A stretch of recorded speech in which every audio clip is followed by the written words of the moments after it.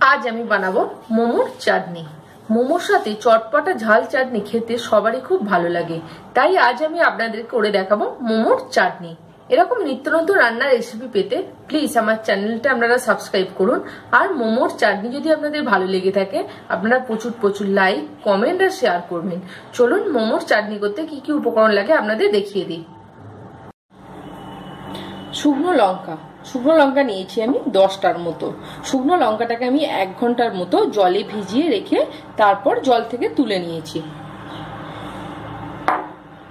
এর মধ্যে আছে আদা আর রসুন। আপনারা সবসময় জানেন আদার থেকে কিন্তু রসুনটা একটু বেশি হয়।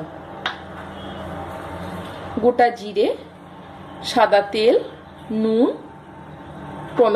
টমেটো নিয়েছি আমি 3টে, আর ভিনিগার। প্রথমে আমি গ্যাসটা অন করব। প্যানটা গরম হয়ে গেছে, এর মধ্যে আমি 2 টিস্পুন সাদা তেল দিয়ে দিলাম। তেলটা আমি একটু গরম হতে দেব। এর মধ্যে এবার আমি দিয়ে দিচ্ছি জিরে দিচ্ছি আমি 1/2 টিস্পুন। জিরাটা একটু আমি ভেজে নেব।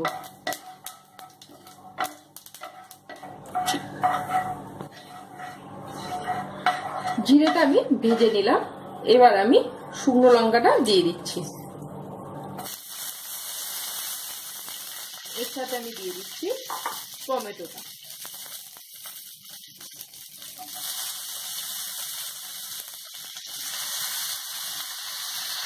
আমি একটু ভালো করে মিশিয়ে নেব। এটা মেশানোর পর এবার আমি দিয়ে দিচ্ছি আদা আর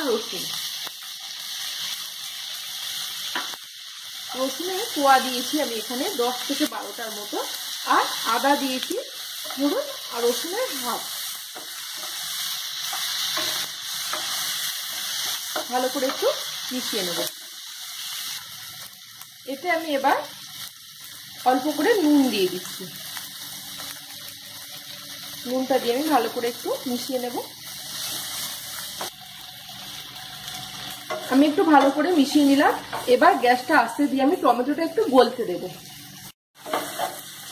টমেটোটা গলে গেছে দেখতে পাচ্ছেন। এবার আমি গ্যাসটা অফ করে দেব। অফ করে এটা আমি একটু ঠান্ডা হতে দেব। তারপর আমি একটা মিক্সির জারের মধ্যে এটা আমি নিয়ে নেব। এটা ঠান্ডা হয়ে গেছে, এবার আমি এটা মিক্সির জারের মধ্যে নিয়ে নেব।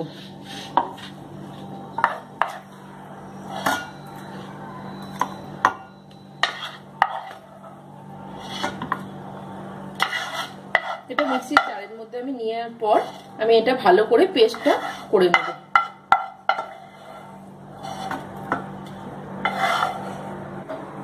এটা মিক্সির জারের মধ্যে নেওয়ার পর এবার আমি 1 টিস্পুন ভিনিগার এতে দিয়ে দিলাম। এবার এটা আমি আটকে এটা আমি পেস্ট বানিয়ে নিচ্ছি।